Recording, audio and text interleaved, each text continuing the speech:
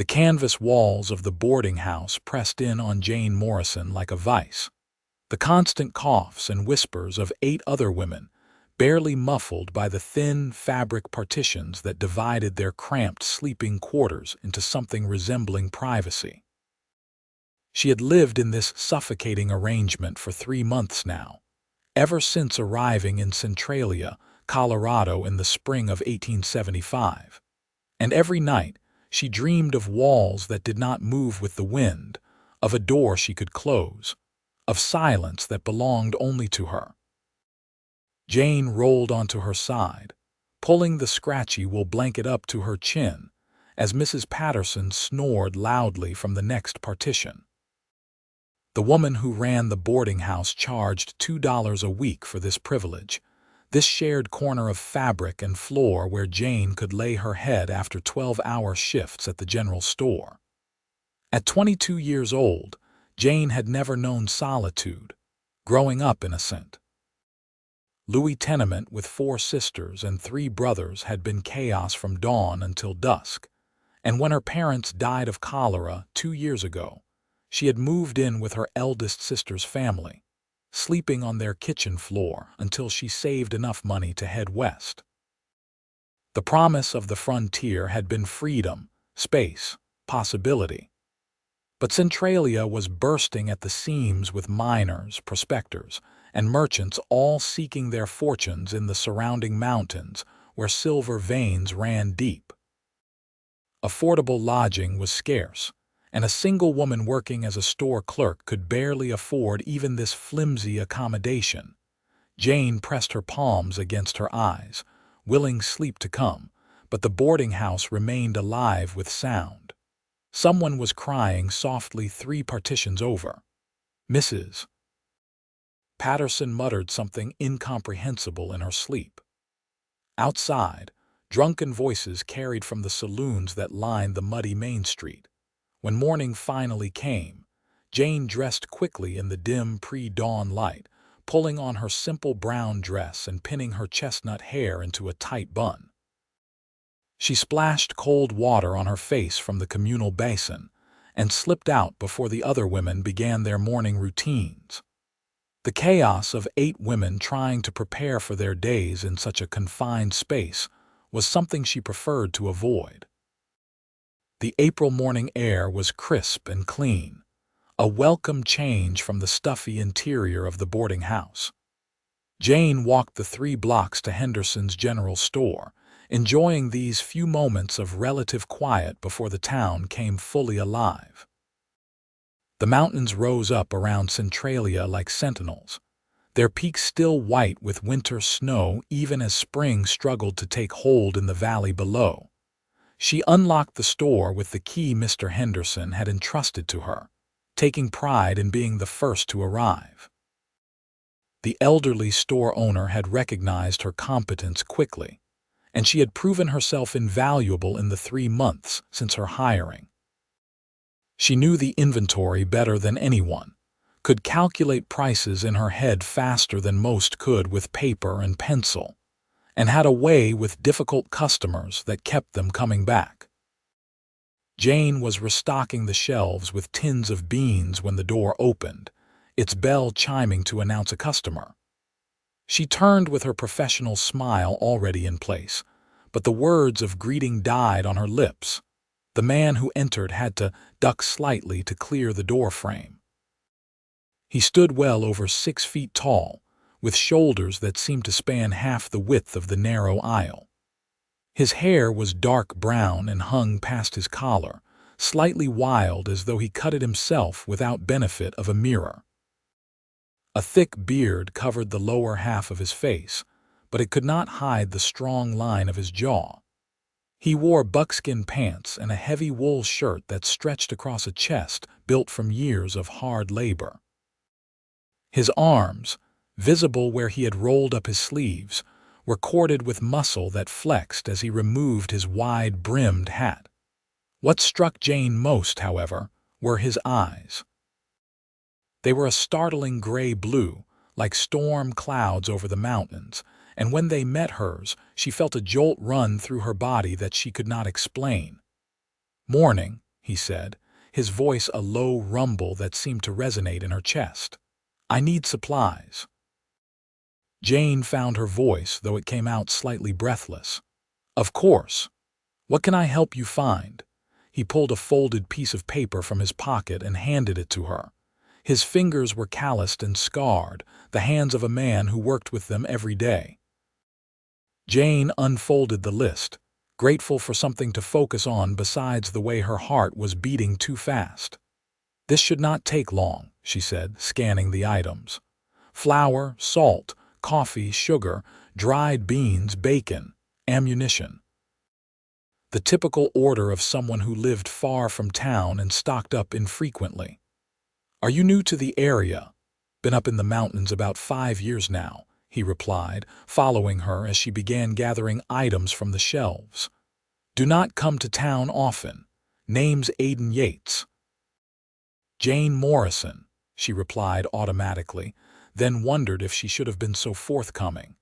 But there was something about his direct manner that invited honesty. "I have only been in Centralia a few months myself." Aiden nodded, watching as she efficiently assembled his order on the counter. "Where did you come from?" St. Louis originally, but I wanted something different. She surprised herself by adding, "something quieter." A ghost of a smile touched his lips, barely visible through the beard. "Centralia is not particularly quiet." "No," Jane admitted, thinking of the boarding house, of the constant noise and lack of privacy. "It is not." She tallied up his purchases, and he paid in silver coins that he counted out carefully from a leather pouch. His fingers brushed hers as he handed over the money, and she felt that strange jolt again, like static electricity on a dry day. "Thank you, Miss Morrison," Aiden said, gathering his supplies. He settled his hat back on his head and nodded politely before heading for the door. Jane watched him go, feeling oddly bereft as the door swung shut behind him. She shook her head at her own foolishness. He was just a customer, one of dozens who came through the store each week. She had no reason to feel this peculiar sense of loss.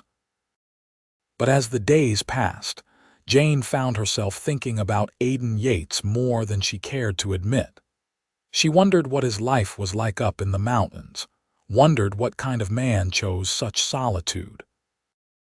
The boarding house seemed even more suffocating than usual, the constant press of other people making her skin itch with the need for space. 3 weeks later, Aiden returned to the store. Jane's heart leaped when she saw him enter, and she cursed herself for the reaction. She was being ridiculous. "Miss Morrison," he greeted her with a nod. "I need to place another order." "Of course," she replied, retrieving paper and pencil. "What do you need?" As he listed items, Jane wrote them down, but she also found herself stealing glances at him.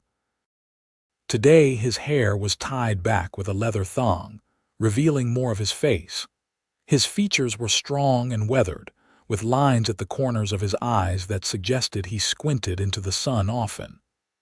There was a scar along his left cheekbone, a thin white line that spoke of some past injury. "How is the mountain treating you?" Jane asked as she began gathering his supplies. "Well enough," Aiden replied. "Got a good spot near a creek, plenty of game, quiet," that word again, quiet. It resonated with Jane in a way she could not fully articulate. "That must be nice." Something in her tone made him look at her more closely. "You really meant what you said about wanting something quieter, did you not?" Jane laughed, but it came out bitter. "I live in a boarding house with 8 other women. The walls are canvas. I can hear everything and they can hear me. I have never had a moment of true privacy in my entire life." She had not meant to be so honest, so vulnerable, but Aiden did not look at her with pity or judgment. Instead, he simply nodded as though he understood completely. "That would be hard for some people," he said quietly. "Some folks need their own space to think, to breathe. Nothing wrong with that." Jane felt tears prick her eyes unexpectedly, and she turned away quickly, busying herself with his order. No one had ever simply acknowledged her need for solitude without making her feel selfish or strange. Her sisters had called her antisocial. Her mother had worried there was something wrong with her. But Aiden Yates, this mountain man she barely knew, had validated her feelings with a few simple words. $32 even, Jane said when she had composed herself, her voice only slightly thick. Aiden paid, but he hesitated before gathering his supplies. If you ever want to see what quiet really looks like, my cabin is about 8 miles northeast of here. Follow the creek up into the hills. There is a trail. Jane's eyes widened. Was he inviting her to visit him? That would be incredibly improper. She should refuse, should forget he had even made the offer. I would like that, she heard herself say instead. Aiden nodded, a real smile breaking across his face this time, transforming his stern features into something almost boyish. Sunday, if you are free. Around noon.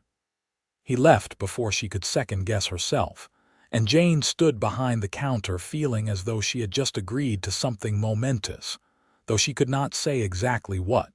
Sunday morning, Jane told Mrs. Patterson she was going for a walk to sketch the wildflowers. The landlady had frowned at the impropriety of a young woman wandering alone, but had ultimately said nothing. Jane packed a small bag with her sketchbook to maintain the fiction, along with some bread and cheese in case she got hungry. Finding the trail proved easier than expected. The creek bubbled along cheerfully, and the path beside it was well worn, winding up through pine trees and aspens that were just beginning to leaf out. The morning was beautiful, the air filled with birdsong and the whisper of wind through branches. Jane walked for over an hour, climbing steadily, before she saw the cabin. It sat in a small clearing beside the creek, built from hewn logs that had weathered to a soft gray. Smoke rose from the stone chimney, and she could see a small garden plot beside the structure, freshly turned and ready for planting. Aiden emerged from the cabin as she approached, as though he had been watching for her. He wore similar clothes to what he had in town, but his hair was loose today, falling around his face in waves.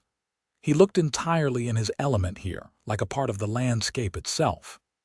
"You found it," he said, and she heard genuine pleasure in his voice. "It was not difficult," Jane replied, suddenly nervous. What was she doing here, alone with a man she barely knew, miles from town? But as Aiden showed her around his property, her nervousness began to fade. He was clearly proud of what he had built here. The cabin was simple but well constructed, with a stone fireplace, a sturdy table and chairs he had made himself, and a bed frame in one corner. Everything was neat and orderly, the home of a man who took care with his living space. "This is wonderful," Jane said honestly, running her hand along the smooth wood of the table. "You built all of this yourself." "Most of it," Aiden confirmed. "Took me 2 years to get it how I wanted, but it is mine. Every board, every stone. No one can take it from me, and no one can tell me how to live in it." Jane heard the deep satisfaction in his words and understood it completely. This was not just a cabin, it was freedom given physical form. They ate lunch on the porch he had built facing the creek, the sound of running water a constant peaceful backdrop. Aiden had prepared stew that simmered over the fire, and Jane contributed her bread and cheese. They talked easily, though there were also comfortable silences between them. He told her about trapping in the winter, about the wildlife he saw regularly, about the peace he had found up here after years of a different kind of life. "I was a soldier," Aiden said, staring into the creek. "During the war. Saw things no person should see, did things I wish I could forget. When it was over, I could not go back to city living. Too many people, too much noise. I needed this. Needed to rebuild myself in the quiet." Jane reached out impulsively and touched his hand. "I understand. Maybe not the specifics, but the need." I feel like I have been drowning in people my whole life, like I cannot hear my own thoughts over the constant noise of everyone else." Aiden turned his hand over, clasping hers gently. His palm was rough against her softer skin, but the touch felt right somehow. "You should have your own space, Jane. Everyone should have a place where they can close the door and just be themselves." "That is a beautiful dream," Jane said sadly. "But on my wages, I will be in that boarding house for years before I can afford anything better." They sat in silence for a while, hands still joined, watching the play of sunlight on the water. Jane knew she should pull away, knew this was moving into territory that could be dangerous for a single woman, but she could not bring herself to break the connection. When the sun began to sink lower in the sky, Jane reluctantly stood. "I should get back before dark." Aiden walked her down the trail for about a mile before stopping. "I cannot leave the cabin unattended for too long," he explained.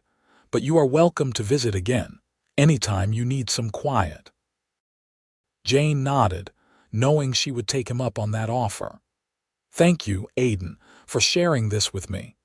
She walked back to town with her heart feeling lighter than it had in months, maybe years.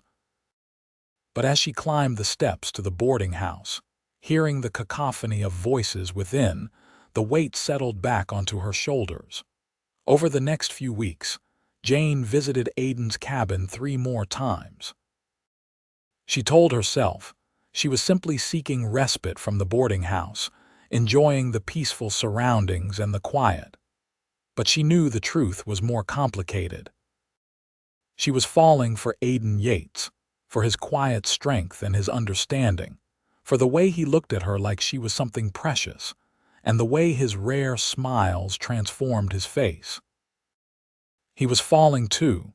She could see it in the way he watched her, in how his voice softened when he spoke to her, in the way he always seemed to have her favorite tea ready when she arrived.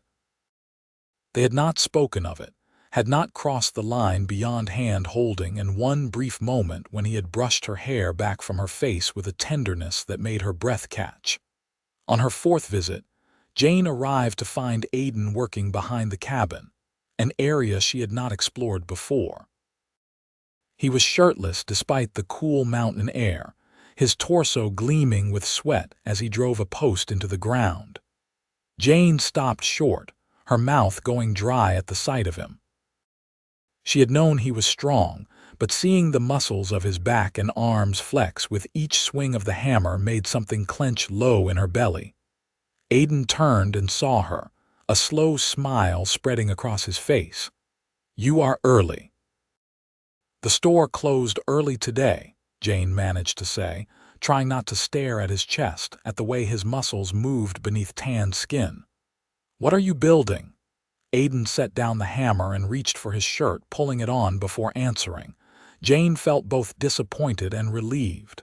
"Come see." He led her around to where he had been working. Jane saw that he had laid out the foundation for an addition to the cabin, a structure about 12 feet square that connected to the main building via a short covered walkway. "What is it?" Jane asked, confused.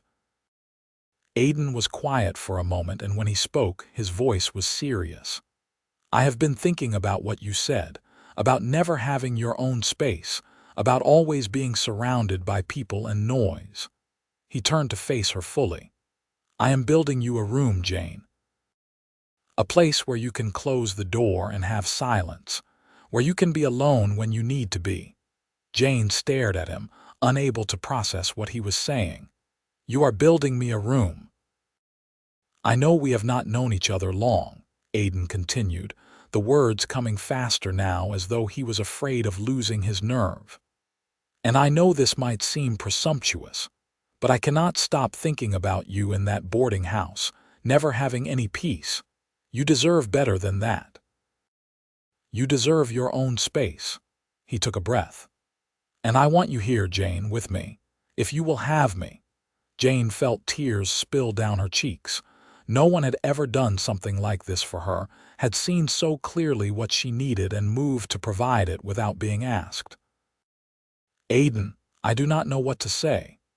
Say you will think about it, he said, reaching out to wipe her tears away with his thumb. I am not asking you to decide right now, but I am asking you to consider a life here with me. I can finish this room in a few weeks. It will be yours, completely yours. You can fill it however you want, spend as much time in it as you need. I will not intrude unless you invite me. And what about us? Jane asked, her voice shaking. What would we be to each other? Aiden cupped her face in his hands, his gray-blue eyes intense. I would like us to be married if you are willing, but I would want you to be sure. This is a solitary life up here. It is beautiful and peaceful, but it is also hard work and long winters. You would be giving up the town, the convenience of the store right down the street. I would be gaining so much more, Jane whispered. Then, throwing caution to the wind, she rose on her toes and kissed him. Aiden went still for a heartbeat, then his arms came around her, pulling her close as he kissed her back with a fierce tenderness that made her head spin. He was gentle but passionate, his mouth moving against hers in a way that spoke of long-suppressed desire finally given release. When they finally pulled apart, both breathing hard, Aiden rested his forehead against hers. Is that a yes? That is a yes to thinking about it, Jane said, smiling through her tears. But I think you already know what my answer will be. Jane visited the cabin twice more over the next week, watching as Aiden made steady progress on her room. He worked on it every spare moment, and his dedication moved her deeply. They talked about practical matters, how they would be married, where they would buy furniture for her space, how Jane could continue to use her skills by perhaps taking in bookkeeping work from local ranchers. But they also talked about deeper things. Aiden shared more about his past, about growing up on a farm in Ohio, about losing his entire family to disease before the war, about the loneliness that had haunted him even in the midst of his regiment. Jane told him about her crowded, chaotic childhood, about always feeling like something was wrong with her for craving solitude, about the fear that she would never find someone who understood her need for both connection and space. There is nothing wrong with you, Aiden told her fiercely one evening as they sat on his porch watching the sunset. You just needed to find the right person, someone who understands that loving you means giving you room to breathe. 2 weeks after he had first told her about the room, Jane gave her notice at the store and the boarding house. Mr. Henderson was disappointed but understanding, and he gave her a generous final payment along with his blessing. Mrs. Patterson was more openly disapproving, warning Jane about the dangers of marrying a man she barely knew and moving to an isolated cabin. But Jane felt more certain of this decision than she had of anything in her life. Aiden Yates saw her, truly saw her, in a way no one else ever had. He was not trying to change her or make her more sociable. He was building her a room where she could close the door and be alone, and that gift meant more to her than any diamond ring or fancy house ever could. They were married by the circuit judge who came through Centralia on a Saturday in early June. Jane wore a simple blue dress she had sewn herself, and Aiden wore clean buckskins and a new shirt. They had no guests. Neither of them wanted a crowd. The judge married them in his temporary office above the saloon, and they walked back up the mountain as husband and wife. The cabin felt different as Jane approached it this time, knowing it was now her home. Aiden had been busy in the days since she last visited. Her room was finished, and when he led her to it, Jane gasped. The space was beautiful in its simplicity. The walls were smooth, planed logs, the floor covered with a thick rug Aiden had purchased from a trader. There was a bed with a real mattress, a small desk by the window that looked out over the creek, a bookshelf waiting to be filled, and a chair by a small fireplace. Heavy curtains hung at the window, and there was a door with a lock, a real lock that she could secure from the inside. "It is yours," Aiden said softly from behind her. "Whenever you need it. If you want to spend a whole day in here reading or thinking or just being quiet, that is fine. I will not take offense. I understand the need." Jane turned to him, love swelling in her chest so intensely it almost hurt. "How did you become so wise about this?" "I am not wise," Aiden replied, pulling her close. "I just know what it is to need solitude, and I know what it is to need you. Those two things can coexist, Jane. They do not contradict each other."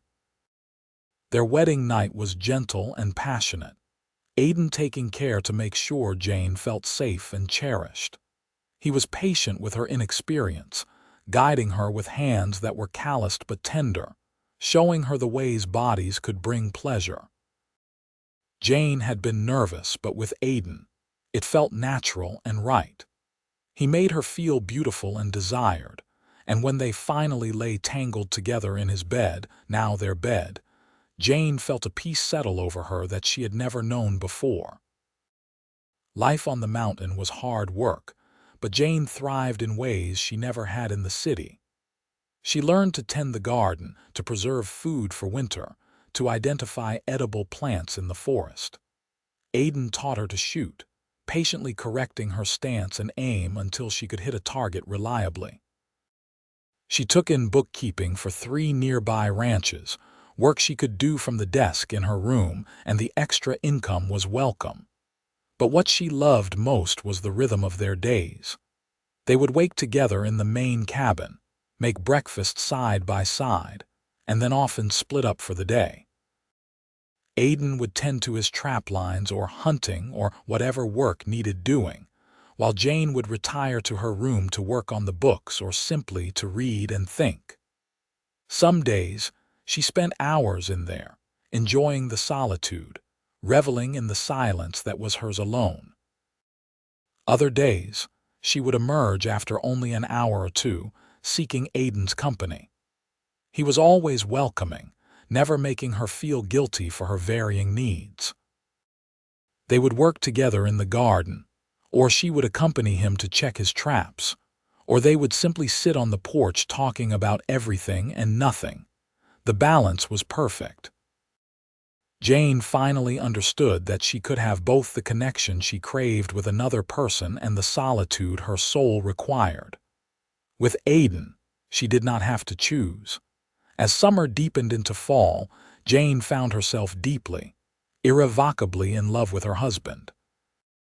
She loved his quiet strength, the way he moved through the forest like he was part of it, the way his hands were gentle with her despite their obvious power. She loved how he anticipated her needs, always making sure she had time and space for herself, never crowding her or demanding more than she was willing to give. And Aiden clearly loved her with an intensity that sometimes took her breath away. He looked at her like she was a miracle, touched her with reverence, and listened when she spoke as though her words were precious. He brought her wildflowers from his walks in the forest, fixed anything in her room that needed attention, and made her laugh with his dry humor. One evening in September, as they sat watching the first stars appear, Aiden said, "You know, I thought I was content before you came. I thought I had everything I needed up here, but I was wrong. I did not know how lonely I was until you filled that loneliness." Jane leaned against his solid warmth, feeling his arm come around her shoulders. "I was drowning before I met you. I did not even know there was another way to live. You saved me, Aiden." "We saved each other," he corrected gently. "That is what love is supposed to do." Winter came hard and early that year. By November, snow was piling up around the cabin, and they were effectively cut off from town until spring. Jane had worried she might feel trapped, might start to feel the same suffocation she had felt in the boarding house despite the much larger space. But the opposite happened. The enforced isolation was exactly what she needed. For the first time in her life, there was no one else, just her and Aiden and the snow-covered silence of the mountains. They fell into a comfortable routine. tending the fire, cooking meals, maintaining their supplies, and spending long evenings reading or talking or simply being together in comfortable quiet. Jane used her room less during those winter months, finding that she did not need it as much when there was no external press of people and obligations. But knowing it was there, knowing she could retreat to it any time she needed, was a comfort. The room represented Aiden's understanding of her, his acceptance of who she was. On Christmas morning, they woke to find nearly 3 feet of new snow had fallen during the night. The world outside was a pristine white wonderland, beautiful and deadly in equal measure. They stayed inside all day, and Aiden gave Jane the only present he could. A journal bound in soft leather, the pages waiting to be filled with her thoughts. "For when you need to get the noise in your head out," he said simply. Jane gave him a scarf she had knitted, though she was not skilled with yarn and it came out lumpy and uneven. Aiden wore it every day anyway, and that made her love him even more. The winter taught Jane things about herself and about their marriage.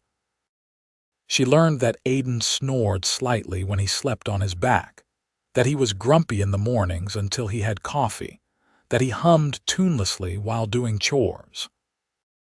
She learned how to read his moods, to know when he needed to work off energy by chopping wood, and when he needed her touch to ground him. And Aiden learned her in turn. He learned when she needed space, and when she needed to be held, learned that she was sharpest in the mornings and preferred to work on her bookkeeping then, learned that she chewed her bottom lip when she was thinking hard about something. They had their disagreements, of course.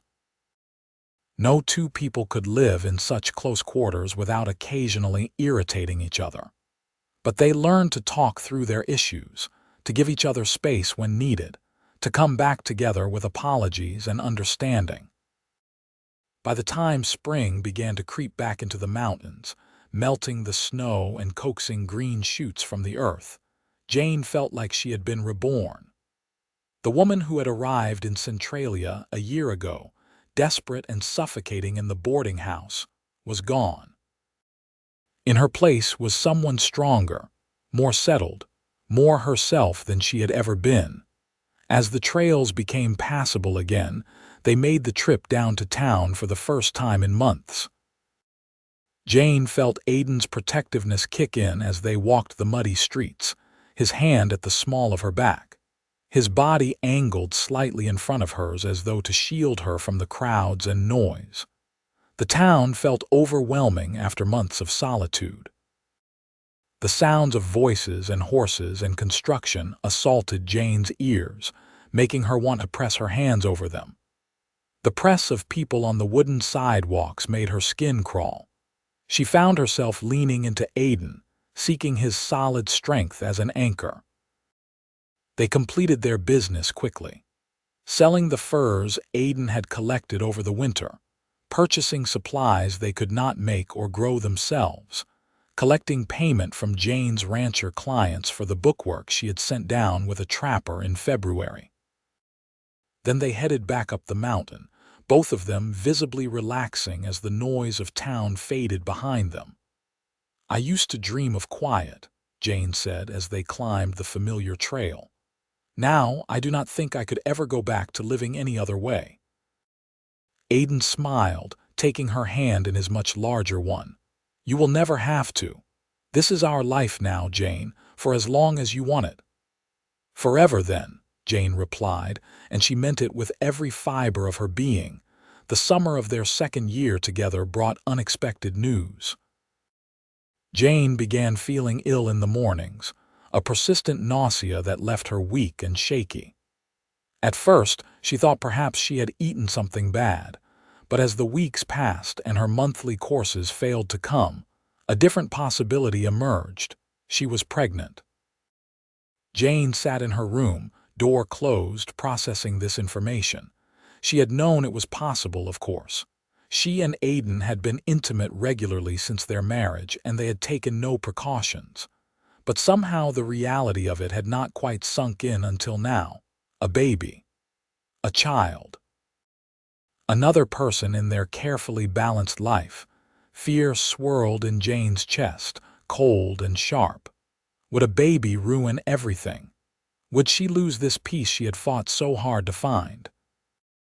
The thought of sleepless nights, of constant demands, of never being alone, made her feel like she was drowning again. But mixed with the fear was something else, a tentative joy. A child who was part her and part Aiden, a physical manifestation of their love. A baby who would grow up knowing the peace of the mountains, who would never have to feel suffocated and wrong for needing space.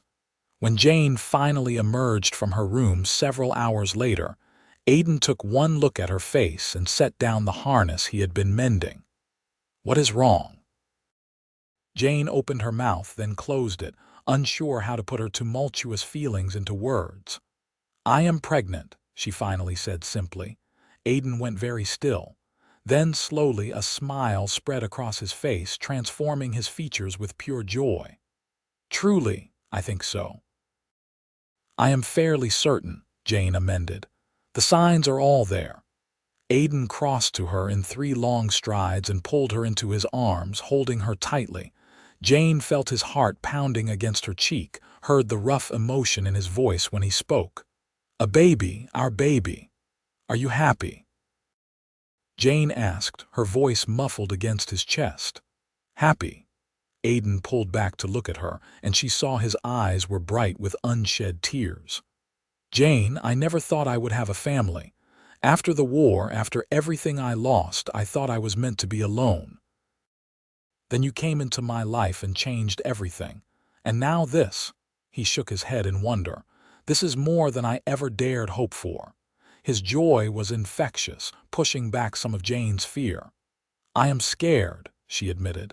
"What if having a baby ruins what we have? What if I cannot handle it, the constant needs and noise?" Aiden cupped her face in his hands, looking at her with such love and understanding that fresh tears sprang to her eyes. "Then we will figure it out together. Your need for solitude does not disappear just because we have a child. We will make it work, Jane. I promise you." Over the next few months, as Jane's belly grew round with their child, Aiden proved true to his word. He began working on an addition to the main cabin, a small nursery that would give the baby their own space while still keeping them close.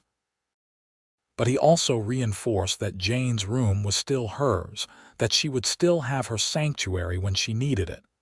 "We will take turns," Aiden said one evening as they sat together planning. "When the baby cries at night, we both do not need to be up. We can alternate so each of us gets full nights of sleep sometimes. And during the day, we can trade off. If you need time in your room, I will watch the baby. If I need to go check my traps, you can be with the little one." Jane felt her love for this man deepen even further. Most husbands, she knew, left all child rearing to their wives, considering it women's work. But Aiden saw their child as a shared responsibility. And more than that, he still saw Jane as a person with needs beyond motherhood. The pregnancy was not easy. Jane suffered from nausea for months, and as the baby grew, her back ached constantly.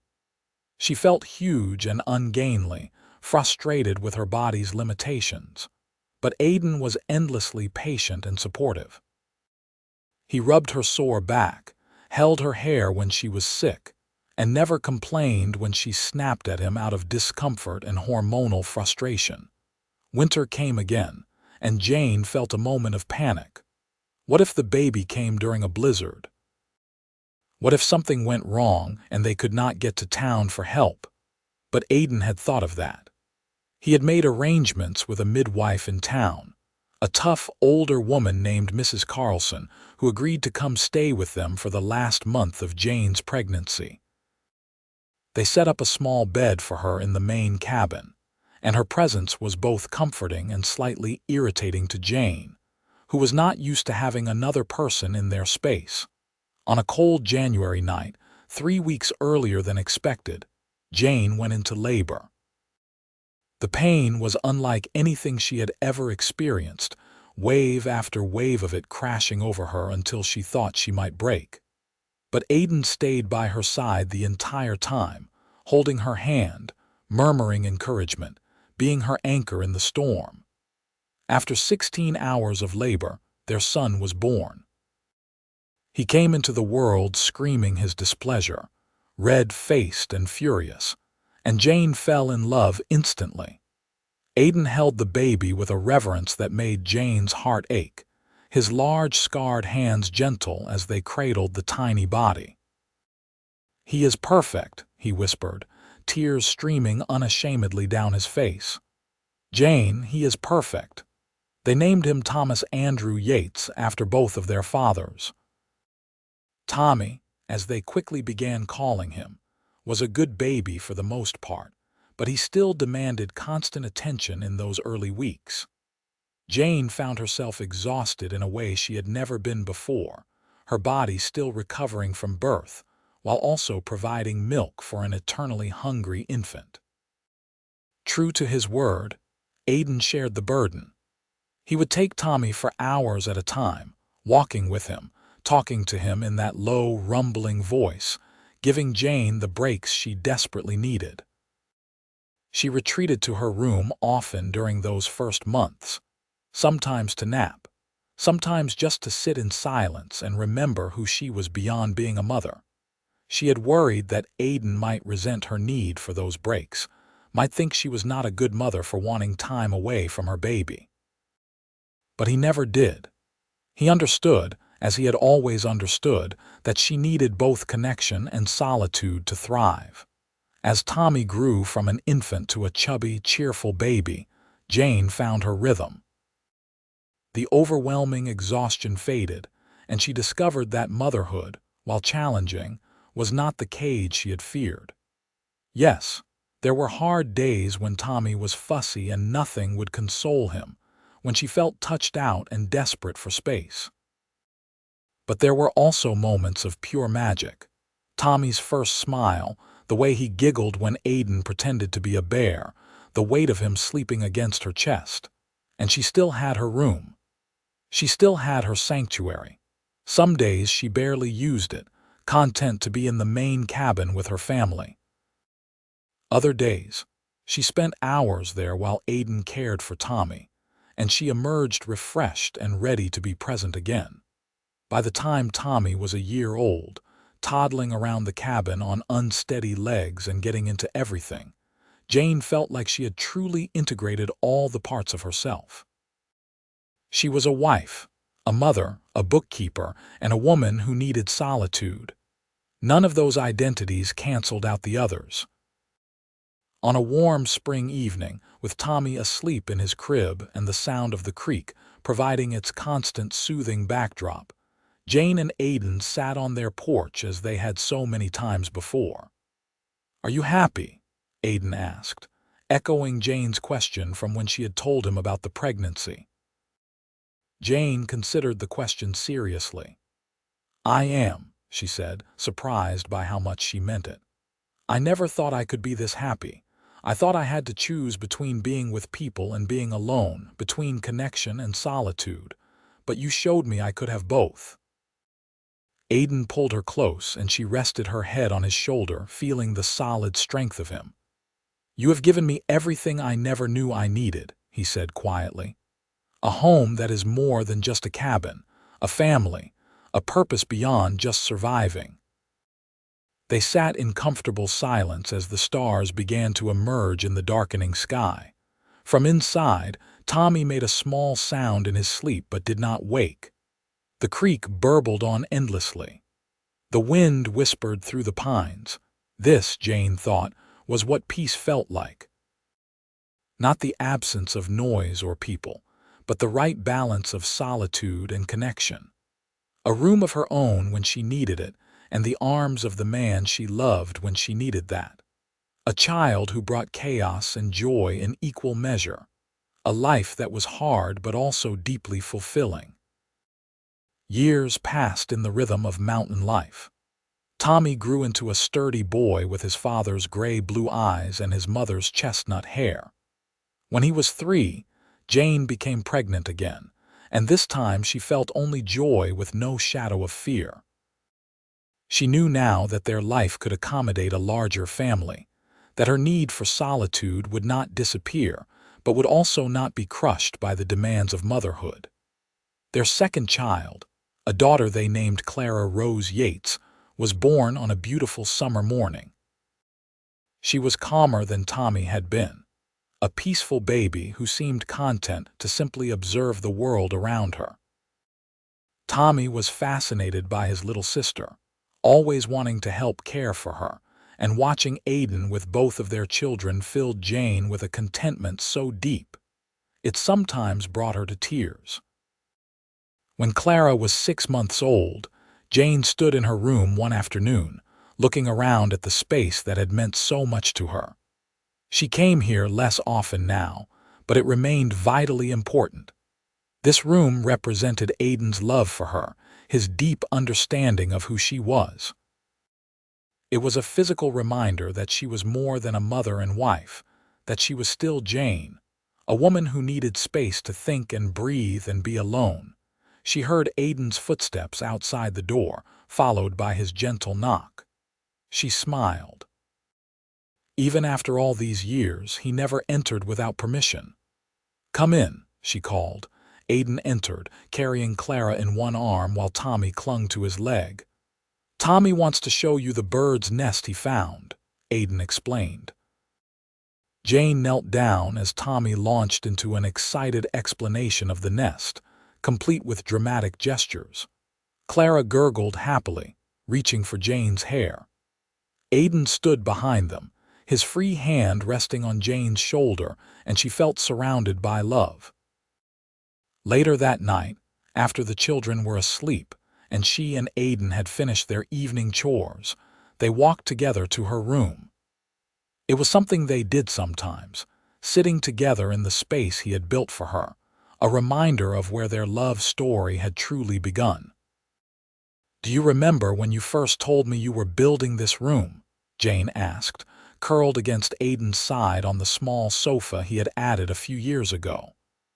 "I remember being terrified you would think I was crazy," Aiden admitted. "We barely knew each other. I had no right to presume you would want to build a life with me. You gave me exactly what I needed without me even having to ask," Jane said. "How could I not fall in love with you?" Aiden kissed her forehead, his beard soft against her skin. "I saw you, really saw you, and I recognized something of myself in you. We both needed quiet to hear ourselves think. We both needed space to figure out who we were without the noise of the world drowning us out. And you gave that to me," Jane said softly. "This room, this life, you gave me everything." They sat in comfortable silence, and Jane reflected on the journey that had brought her here. 5 years ago, she had been drowning in a canvas-walled boarding house, desperate for space, for silence, for something she could not even name. Now she had a home in the mountains, a husband who loved her completely, 2 beautiful children, and a room of her own where she could close the door whenever she needed to remember who she was beneath all her other roles. She thought about the girl she had been, so certain there was something wrong with her for craving solitude. If she could go back and tell that girl what was waiting for her, she would. She would tell her that needing space did not make her broken or strange. She would tell her that the right person would understand, would not just accept her needs but actively work to meet them. She would tell her to hold on, that peace was coming. As summer faded into fall and fall into another winter, Jane settled into the life she had built. She took on more bookkeeping clients, the ranchers appreciating her meticulous work and fair prices. Aiden's trapping remained profitable, and they were able to save money, building a cushion against hard times.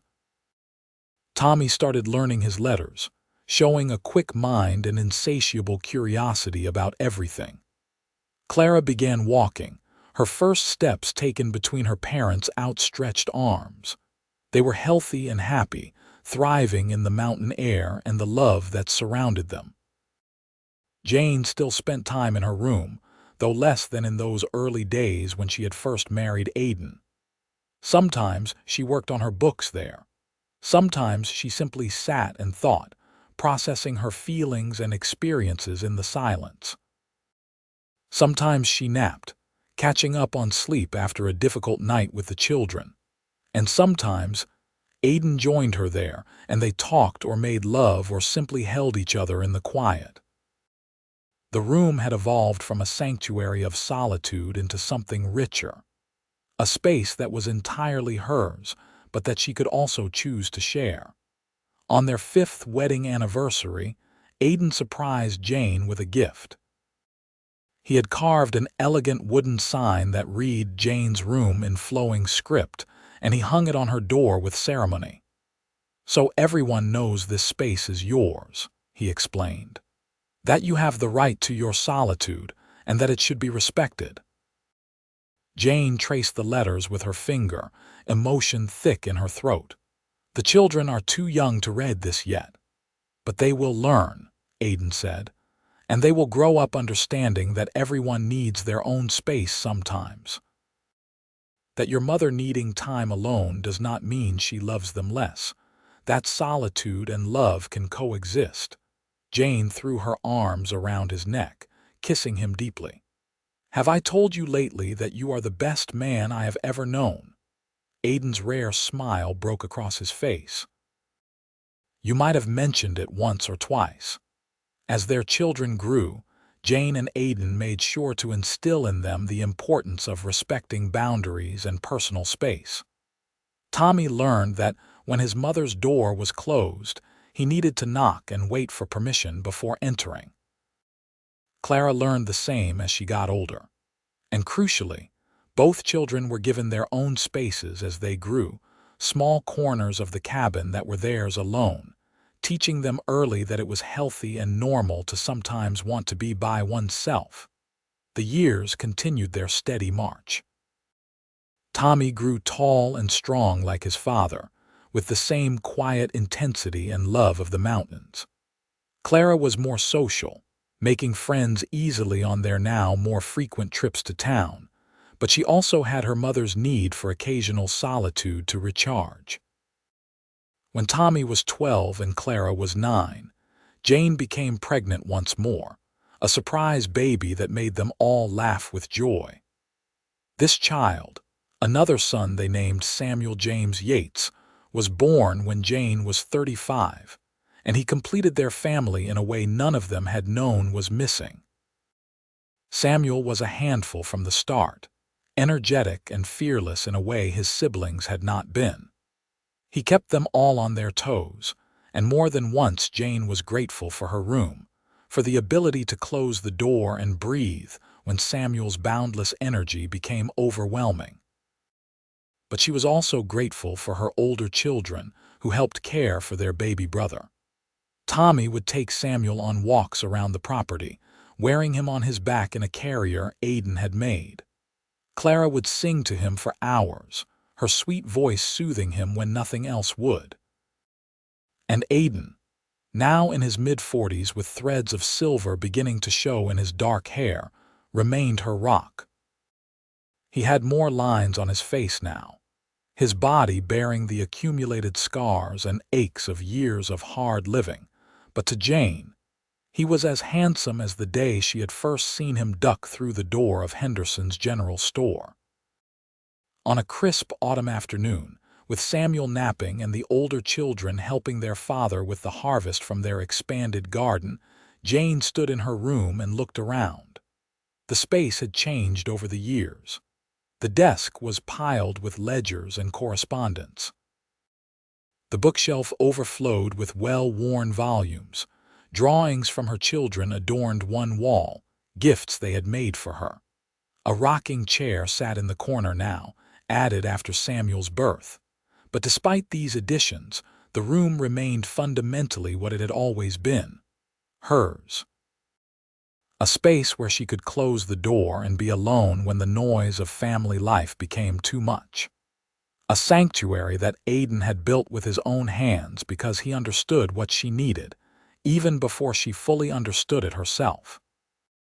She heard the door to the main cabin open and close, followed by Aiden's heavy footsteps. He appeared in the doorway of her room, not entering but leaning against the frame. "Samuel is still asleep," he reported. "The others are finishing up outside. I thought maybe we could have a few minutes together before the chaos resumes." Jane smiled and held out her hand. Aiden crossed to her, pulling her into his arms, and she breathed in his familiar scent of pine and wood smoke and home. "You ever regret it?" Jane asked, voicing a fear she had carried quietly for years. "Taking on a wife who needs solitude, who cannot always be present with you and the children." Aiden pulled back to look at her, his gray-blue eyes serious. "Never, not once. Jane, you are present in all the ways that matter. You are a wonderful mother and an amazing wife. The fact that you need time alone sometimes does not change that. If anything, it makes you better at both those roles because you are not burning yourself out trying to be something you are not." Jane felt tears prick her eyes, as moved by his words now as she had been by the room he built her all those years ago. "I love you. I do not think I tell you that enough." "You tell me every day," Aiden said softly. "In 100 small ways. I love you too, Jane, more than I ever thought possible." They stood together in her room, holding each other as the afternoon sun slanted through the window and painted everything gold. From outside came the sound of Tommy's laughter and Clara's voice raised in song. Samuel would wake soon, demanding attention with his usual vigor. The evening chores needed doing, dinner needed cooking, and life would continue its steady rhythm. But for these few stolen moments, it was just Jane and Aiden, together in the room he had built for her, the physical manifestation of a love that understood the paradox of needing both connection and solitude. More years passed, bringing changes both large and small.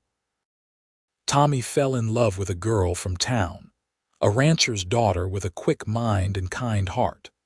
Jane and Aiden gave them their blessing, and Tommy built his own cabin a mile down the creek, close enough for help if needed but far enough for privacy.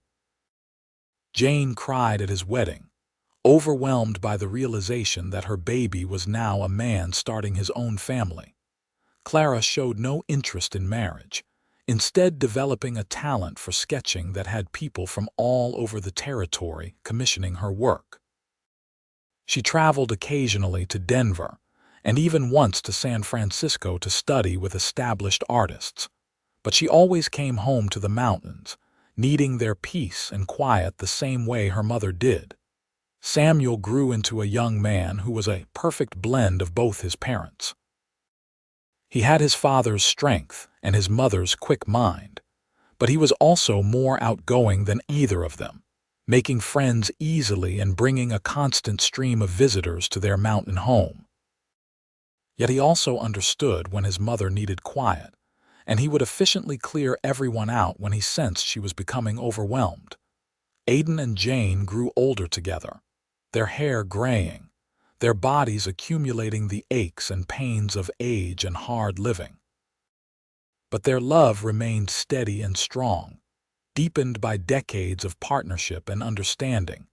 Jane's room remained her sanctuary.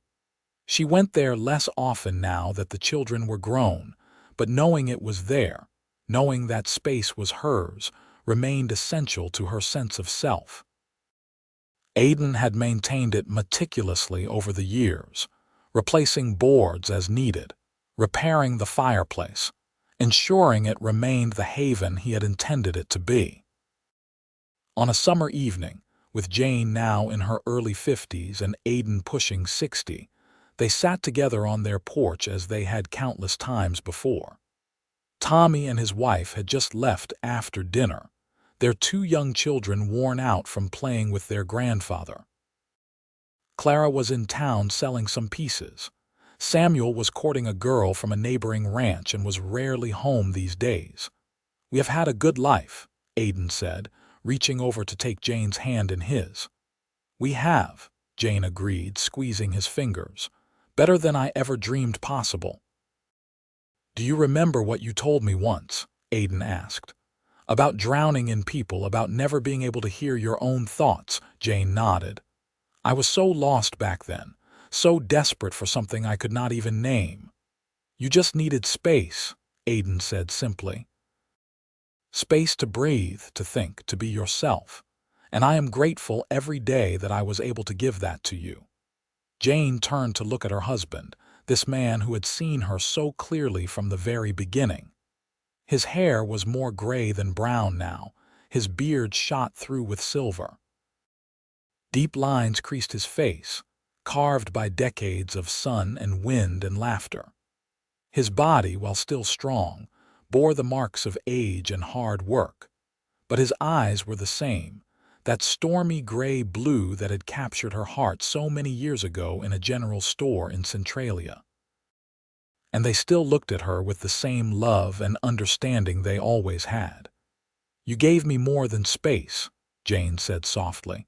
"You gave me a life where I could be fully myself, where my need for solitude was not a flaw to be fixed, but simply part of who I am.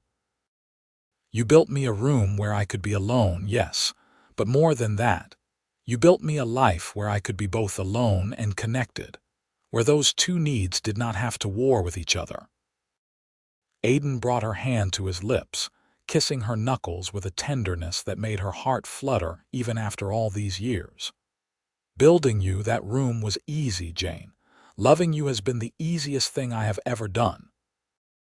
As the sun set behind the mountains, painting the sky in shades of gold and pink and purple, Jane and Aiden sat together in the peace they had built. The creek sang its endless song. The wind whispered through the pines. Inside the cabin, the life they had created waited for them. Jane thought about the young woman she had been, cramped in that canvas-walled boarding house, suffocating under the weight of constant proximity to others. If that Jane could see her now, could see the life she had built, would she believe it? Jane liked to think she would.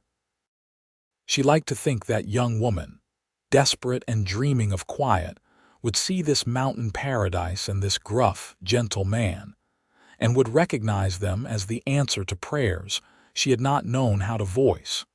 The room Aiden had built her still stood, a testament to love and understanding. But the real gift, Jane had come to realize over the years, was not the physical space. It was the emotional space he had given her. The freedom to be herself without apology, the understanding that her needs were valid and important, the assurance that she could take what she needed without losing what they had together. They sat together until the stars emerged, bright and sharp in the clear mountain air. Then Aiden stood, offering his hand to help Jane up, and they walked inside together, ready to face whatever remained of their lives as they had faced everything else. Together, but also respectfully apart when needed, in the perfect balance they had spent decades creating. The door to Jane's room stood open, the sign Aiden had carved still hanging proudly. She glanced at it as they passed, feeling a surge of gratitude and love so intense it threatened to overwhelm her. That room represented everything she had needed, everything she had found, everything she had become. And as Aiden pulled her close in the main cabin, his arms still strong around her, his heart still beating steady and sure against her cheek, Jane knew with absolute certainty that she was exactly where she was meant to be. Their story had begun with a desperate need for space, and a man perceptive enough to see that need and meet it. It had grown into a love story that spanned decades, weathered hardships, and produced a family. But at its core, it remained simple. Two people who understood each other, who gave each other room to breathe while also holding each other close, who built a life together that honored both connection and solitude. The mountains stood eternal around them, the creek sang its ceaseless song, and in the cabin, Aiden had built with his own hands, with the room he had made especially for her standing as a monument to his love and understanding. Jane and Aiden lived out their days in the peace they had created together.